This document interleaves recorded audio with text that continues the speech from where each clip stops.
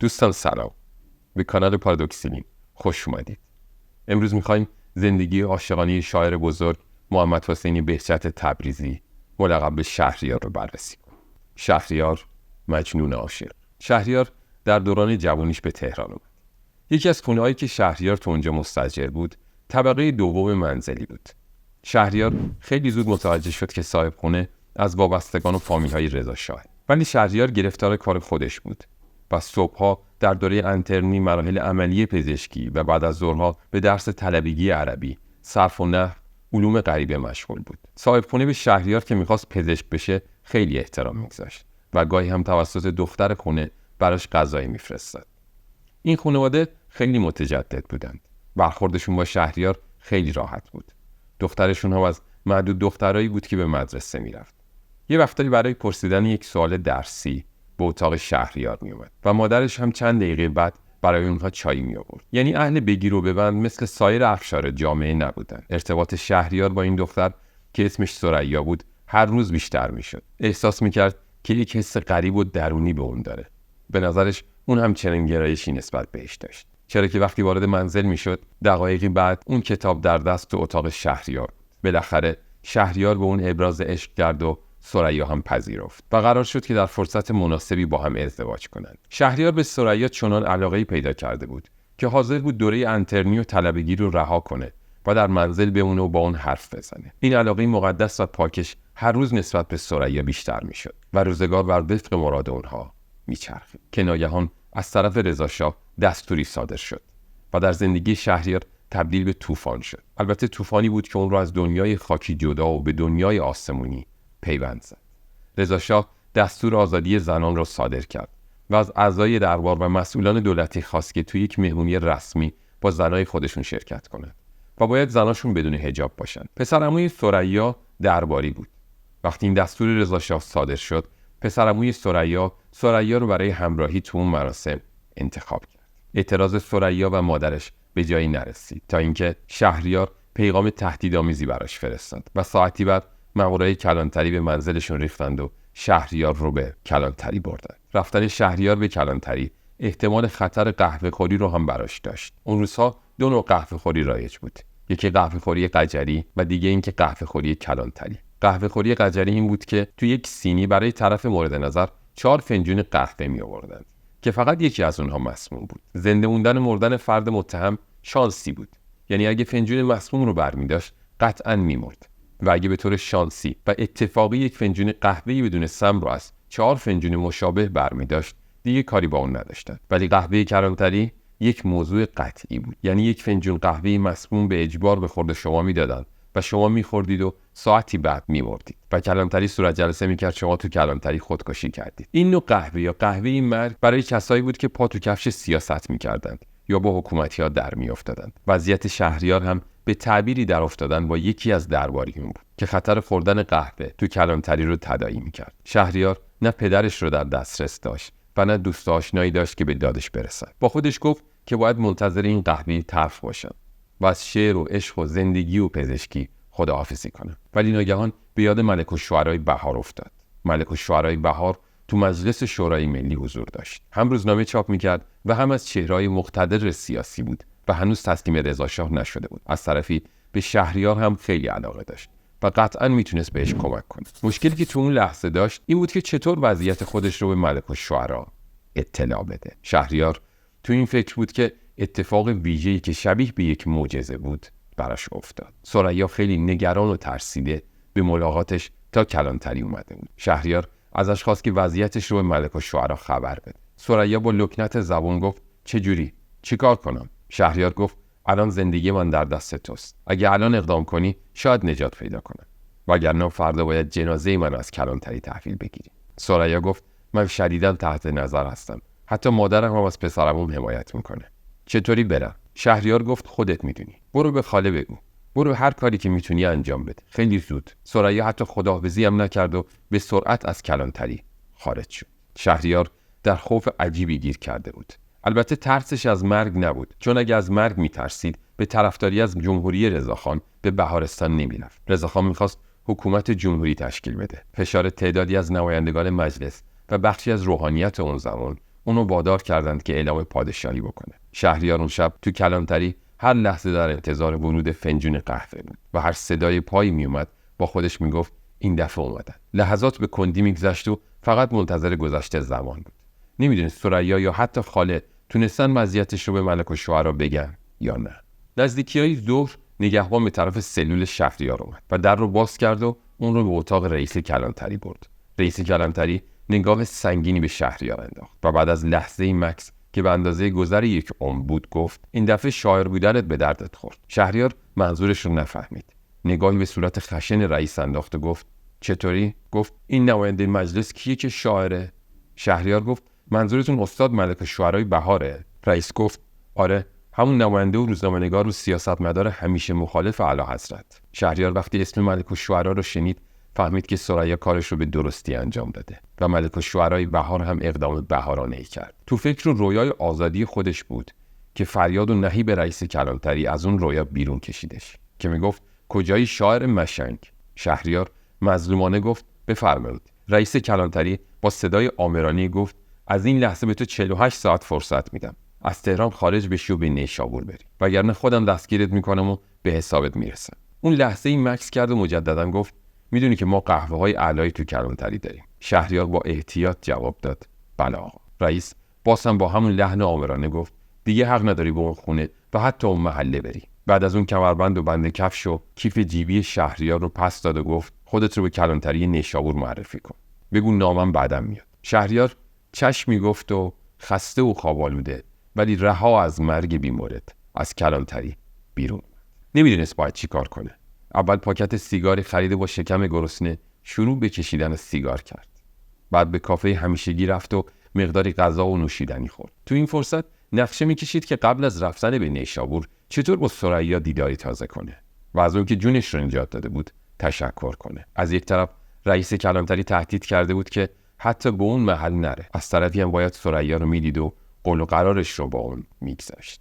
بالاخره تصمیمش رو گرفت که حتی به قیمت جونش هم که شده باشه ملاقاتی با ثریا داشته باشه. برای انجام این ملاقات خاله بهترین و مطمئن‌ترین موقع بود، ولی خونه اون هم تو کوچه معشوقه شهریار بود و رفتنش به اونجا به قول حافظ دیوار سرشکنی داشت. تو این فکر بود که یک نفر رو پیدا کنه که پیامش رو به ثریا یا حتی خاله برسونه که چشمش به پینه دوز بغل کافه افتاد. آدم فقیری بود و گهگاهی شهریار اون رو به یک نوشیدنی مجانی دعوت میکرد و حتی براش شعر هم میخوند. به طرفش رفت و سلام کرد. پینه دوز وقتی متوجه حضور شهریار شد گفت محمد حسین تو زنده ای؟ ما فکر کردیم تو رو قهوه خور کردن. شهریار با شنیدن این جمله فهمید که خبر دستگیریش همه جا پخش شده. بدون اینکه جواب مستقلی به اون بده گفت اما من یه مشکلی دارم، میخوام تو برام حلش کنی. گفت سید من نمک خورده توام، بگو چی کار کنم. شهریار گفت ازت خواهش میکنم به منزل خاله بری و بگی که به ثریا خبر بده که غروب بیاد ببینم. منم تو برگردی 2 نوشیدنی اعلا برات سفارش میدم. پینه دوز در حالی که درفش و چکش پینه دوزیش رو روی میز میگذاشت زیر لب یواشکی گفت پدر عاشقی بسوز. شهریار آدرس خاله رو بهش داد و به سرعت از اونجا دور شد. هنوز نیم ساعت نگذشته بود که پینه دوز برگشت و با لحن فاتحانه گفت خاله گفت میگم غروب بیاد به باغ بهجت آباد. شهریار به جای 2 نوشیدنی پول 4 نوشیدنی رو بهش داد. پینه دوز نمیخواست قبول کنه ولی اصرار شهریار باعث شد که بالاخره قبول کنه. هنوز کاملا غروب نشده بود که شهریار به باغ بهجت آباد رسید. این بار به جای محل همیشگی کمی دورتر و با احتیاط پشت درخت‌ها پرسه می‌زد و چشمش به محل قرارشون بود. هر لحظه که میگذشت فکر جدیدی به سرش هجوم می‌آورد. با خودش میگفت حتما پینه دوز به خاله خبر نداده. بعد به خودش جواب میداد پینه دوز که نمیدونست قرار ما تو بهجت آباده، پس حتما به خاله خبر داده. ممکنه که خاله نتونسته به ثریا خبر بده. بعد بازم به خودش جواب میداد که خاله منو مثل بچهش دوست داشت و از عشق من و ثریا هم با خبر بود، پس حتما خاله خبر داده. این افکار تا صبح باهاش بودند و لحظاتش با خوف در جریان بود تا اینکه صبح رسید و فهمید که ثریا دیگه نمیاد. همون şab همونجا شهریار شعر ترکی معروف خودش یعنی بهجت آباد خاطرesi رو در اونجا سرود که با این بیت شروع میشه. Ulduz sayarak gözlemişim her gece yari. Geç gelmede yar yine olmuş gece yari. شهریار با دلی شکسته و با لشکری از اندوه و یأس به سمت نیشابور حرکت کرد. وقتی به نیشابور رسید روزای اول دلش به این خوش بود که در کنار مزار عطار نیشابوری، خیام و خیلی از اهالی هنر آروم میگیره. روزای اول به همین صورت هم بود، اما بعد از چند روز این کارها تکراری شد و ابهت و تأثیرش رو هم از دست داد. درد تنهایی و شکست تو وجودش رخنه کرد. این روزها براش چنان سخت گذشت که خدمت کمال‌الملک رسید و این بار برخلاف دیدارهای قبلی ازش تقاضای کمک کرد که از مسئولین امر درخواست کنه که اونو به تهران برگردونه. کمال‌الملک با یک جواب منطقی به شهریار فهموند که خودش هم تبعیدیه و اختیاری نداره.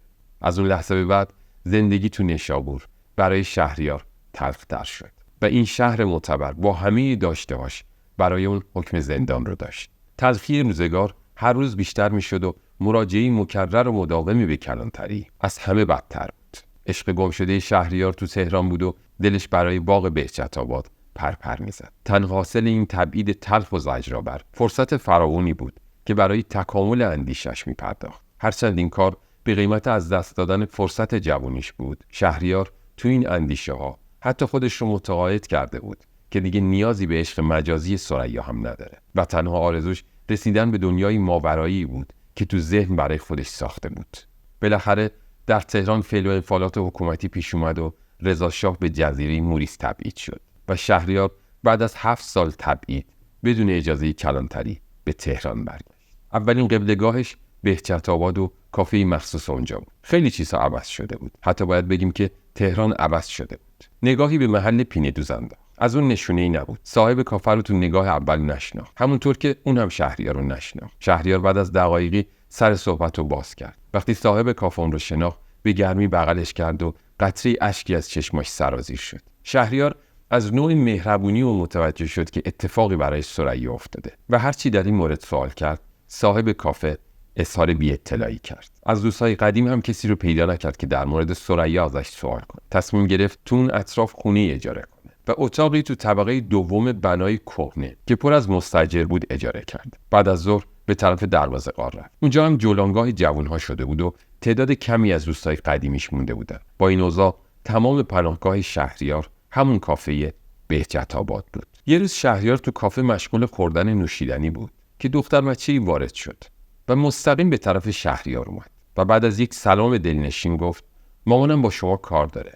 شهریار دستی به سر اون دختر کشید و گفت دختر جان اشتباه گرفتی. دختر لحظه‌ای از کافه بیرون رفت و دوباره برگشت و گفت آقایی مامانم با شما کار داره. شهریار از کافه بیرون اومد و خانومی چادری رو دید که کنار دیوار ایستاده و صورتش معلوم نیست. اون خانم با همون چهره پنهون گفت سلام. با شنیدن این صدا زانوهای شهریار لرزید. سرش گیج رفت. تعادل خودش را از دست داد. این صدا صدای ثریا بود. انگار باغ بهجت‌آباد گلوله‌ای شد و بر سر شهریار خورد. خودش رو به کنار دیوار کشید و دستش رو حائل کرد که به زمین نیفته. ثریا بخشی از چهرش رو باز کرد. خودش بود با همه زیبایی‌ها و نجابتش، اما کمی پیر شده بود و چهره‌ای زرد داشت. شهریار برای گفتن به ثریا به اندازه 7 سال که نه بلکه به اندازه تمام عمر حرف داشت، ولی تو اون لحظه زبونش بند اومده بود. میخواست بگه چرا اون شب به محل قرار نیومدی. میخواست بگه که تو این 7 سال روزی 70 بار میمرده و زنده میشده. میخواست خیلی چیزها بگه، ولی زبونش قدرت چرخیدن تو دهن خشکش رو نداشت. ثریا شروع به صحبت کرد، ولی ذهن شهریار اون چنان مشغول افکار و ناگفته ها بود که چیزی نمیفهمید. میخواست بگه چرا دلمو تو اون شب سوزوندی؟ چرا؟ ولی اصلا یارای حرف زدن نداشت. ثریا حرف میزد و شهریار بدون اینکه متوجه کلامش بشه تو ذهن برای خودش جمله میساخت. نمیدونست که باز هم دوستش داره یا نه. تو یک برزخ ناشناخته‌ای افتاده بود که حتی خودش هم تکلیف خودش رو نمیدونست. تنها جمله‌ای که شنید این بود: من با پسرمو ازدواج کردم. این هم دخترمه. بعد دخترش رو با نوازش به کنار خودش کشید. شهریار یک لحظه هرچی حس عاطفی براش باقی گذاشته بود از بین رفت و از اینکه جمله‌ای بگه منصرف شد. ثریا در ادامه گفت ازدواج من به زور مادر و اجباری بود. تو اگه بخوای من طلاق میگیرم و با تو ازدواج میکنم. ناگهان بی اختیار قفل دهن شهریار باز شد و گفت شیر از آبشخور روباه آب نمیخوره و بدون اینکه منتظر جواب باشه اونجا رو ترک کرد. سعی کرد مدتی تو اون محل حاضر نشه، ولی همدلش صاحب کافه تو اون کافه بود و همون بود که بعد از ملاقاتش با ثریا به کنار میزش اومد و گفت که از همه چیز اطلاع داشته و نمیخواسته با گفتن اون مطالب شهریار رو ناراحت کنه. و باز اون بود که خبر داد تو چند روز بعد از غیبتش ثریا مرتب سراغش رو میگرفت. وقتی از کافه خارج شد تو راه منزل احساس کرد که یک نفر تعقیبش میکنه. فکر کرد از طرف پسرعمو حتما یک نفر مأمور شده که اونو از بین ببره. به همین خاطر مسیرش رو عوض کرد. بعد از راههای غیر معمول به منزل رسید. با خودش میگفت که حتی اگه کسی هم تعقیبم میکرد دیگه حتما گم شده و راه خونه رو بلد نیست. در خونه شهریار به خاطر تعداد زیاد مستاجر همیشه باز بود. وارد حیاط شد. بعد وارد اتاقش شد. چراغ گچسوز رو روشن کرد. هنوز روشنایی چراغ کامل منتشر نشده بود که دستی به پنجره اتاق خورد. با احتیاط جلو اومد و گوشه پرده رو کنار زد. شبح زنونه‌ای تو پشت پنجره بود که بهش اشاره میکرد پنجره رو از طرف ایوان باز کنه. شهریار تو سایه روشن چراغ تشخیص داد که ثریاست. از باز کردن در امتناع کرد و اشاره کرد و گفت برو سر خونه و زندگیت. من دیگه عشق زمینی نسبت به تو ندارم. من از عشق تو یک عشق الهی گرفتم و نمیخوام اون رو از دست بدم. لحظه‌ای بعد صدای مردی رو شنید که میگفت زن بیا بریم خونه. دخترمون منتظر ماست و دست اون رو گرفت و با خودش برد. شهریار اون شب تا صبح نخوابید. کابوس‌های وحشتناک، خیال‌های جور و واجور و اندیشه‌های خام و پخته مغزش رو پر کرده بود. خوابش نمی‌برد. ناگهان به یاد اولین دیدار بعد از تبعیدش با ثریا افتاد که برای خودش جمله‌های سوالی درست می‌کرد و چرا می‌کرد که ناگاه طبع شعرش گل کرد و مداد رو برداشت و این غزل رو ساخت. آمدی جانم به قربانت ولی حالا چرا؟ بی وفا حالا که من افتادم از پا چرا؟ نوشدارویی و بعد از مرگ سهراب آمدی. سنگ دل این زودتر می‌خواستی حالا چرا؟ و به یاد 7 سال جوانی از دست رفته در نیشابور هم این بیت رو نوشت. نازنینا ما به ناز تو جوانی داده ایم، دیگر اکنون با جوانان ناز کن، با ما چرا؟ و برای جواب این جمله که گفت حاضرم طلاق بگیرم و با تو ازدواج کنم این بیت رو نوشت. عمر ما را مهلت امروز و فردای تو نیست. و مصرع دومش رو به انتظار تو باغ بهجت آباد پیوند زد. من که یک امروز مهمان توام فردا چرا؟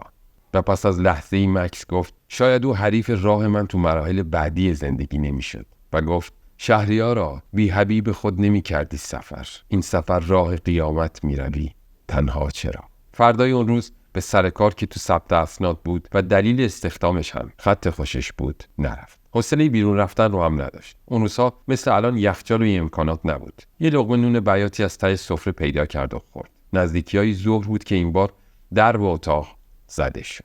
در رو باز کرد. مردی ازش اجازه خواست وارد بشه. قبل از اینکه شهریار جواب بده وارد شد. خودش رو معرفی کرد. شهریار فهمید که اون مرد شوهر ثریاست. چون اون رو دورادور دیده بود. وقتی به منزل ثریا می اومد تبختر و غرور خاصی داشت. ولی حالا با رفتن رضا شاه یال و کوپالش ریخته بود. ملتمسانه صحبت میکرد. میگفت منظورش از به زندان انداختنش کشتنش نبوده. فقط میخواست از ثریا دورش کنه تا بتونه باهاش ازدواج کنه. شهریار نگاهی به صورتش انداخت. این همون شخصی بود که 7 سال دربدری و تبعیدش به نیشابور رو رقم زده بود. اولین حسی که بهش دست داد حس انتقام بود. شاید هم قصدی برای حرکت کرد. ولی یک لحظه یه حس درونی بهش میگفت تو 7 سال دربدری کشیدی و به این مقام روحی رسیدی. حالا میخوای اون رو فدای انتقام کنی؟ به خودش گفت تو شهریاری، تو رسالت دیگه‌ای داری. تو که نباید عفو رو رها کنی و به انتقام فکر کنی. در عفو لذتیه که تو انتقام نیست. نگاهی به صورت اون مرد انداخت و گفت فراموش کن، من تو رو بخشیدم. اون مرد با استیصال به صورت شهریار نگاه کرد و گفت من مردونگی و نجابت رو در تو دیدم. من از ملاقات‌های ثریا با تو اطلاع داشتم. حتی به این هم فکر کردم که ثریا رو طلاق بدم که زن تو بشه. ولی تو گفتی شیر از آبشخور روباه آب نمیخوره. تو گفتی که دیگه نیازی دنیوی به ثریا نداری. حالا میخوام با من به منزل ما بیایی و ثریا رو نصیحت کنی که به فکر من و بچهش باشه. تو میتونی مشکل ما رو حل کنی. اون علاقش رو از زندگی و حتی بچهش بریده و مدتیه که انگیزه‌ای واسه زندگی نداره. شهریار وقتی این حرفا رو شنید اول با خودش گفت این آقا چقدر پررو تشریف داره که هم عشقش رو از دستش دزدیده و هم میخواد اونو واسطه آشتی با همسرش بکنه. بعد لحظه‌ای فکر کرد و پیش خودش گفت این بدبخت به من پناه آورده و رسم درویشی نیست که اون رو دست خالی بفرستم. به اون مرد گفت فردا غروب بیا دنبالم، با هم بریم خونه شما. شوهر ثریا تشکر کرد و رفت و شهریار رو با عالمی فکر خیال تنها گذاشت. شهریار واقعا نمیدونست که به ثریا چی باید بگه. درسته که از عشق مجازی اون به عشق حقیقی رسیده بود، ولی قرار نیست که اون هم مثل شهریار باشه. ثریا باید به اندازه وسعت خیالش بیاندیشه و عمل کنه. همین که بتونه فرزندش رو درست تربیت کنه شاید اوج عرفانش باشه. هر کس سالک راهیه که باورهاش برای اون باز میکنه. برای اینکه جملات تاثیرگذاری به ثریا بگه خیلی فکر کرد. حتی تصمیم گرفت از خودش یه چهره بدی به اون معرفی کنه که دست از سرش برداره و به فکر زندگیش باشه. بالاخره غروب شد و شوهر ثریا اومد و با هم به منزل اونها رفتند. شهریار در یک برخورد معمولی صلاح رو در این دید که آخرین شعرش رو برای اون بخونه. آمدی جانم به قربانت ولی حالا چرا؟ وقتی این شعر رو خوند احساس کرد که همه مشکلاتش تمام شده. اون شب شامی رو که ثریا پخته بود و الحق خوشمزه بود خوردند و شهریار به خونه خودش برگشت. بعد از اون روز چند بار هم شوهر ثریا به دنبالش اومد و به منزلش رفتند و تخت نرد بازی کردند. شهریار برای فرار از این لحظه ها منزل خودش رو عوض کرد، ولی شوهر ثریا اونجا رو هم پیدا کرد و به دنبالش اومده و اون روز دوباره به منزلش دعوتش کرد. مدتی بعد ثریا مریض شد و دکتر و درمون هم چاره سازش نشدند. ثریا هر روز ضعیف‌تر میشد و شهریار از این موضوع بیخبر بود تا اینکه یک روز صاحب کافه بهجت‌آباد خبر مرگ ثریا رو به شهریار داد. شهریار فردای اون روز به همراه کاسبای محلی بهجت‌آباد به مسجد میدون ژاله رفت. مردم با دیدن شهریار های های گریه کردند. مداح خوندنش رو قطع کرد و شهریار پشت تریبون رفت و فقط یک مصرع شعر خوند. آمدی جانم به قربانت ولی حالا چرا؟ از فرط گریه حضار و شهریار مجلس مختومه اعلام شد. شهریار دم در مسجد شوهر ثریا را در آغوش کشید و به او تسلیت گفت و او هم در کمال تعجب به شهریار تسلیت گفت. دوستان فراموش نکنید که این روایت مکتوب از معدود مطالبی که در مورد زندگی خصوصی استاد شهریار به چاپ رسیده. قضاوت رو به شما می سپاریم. وقتتون بخیر و به امید دیدار.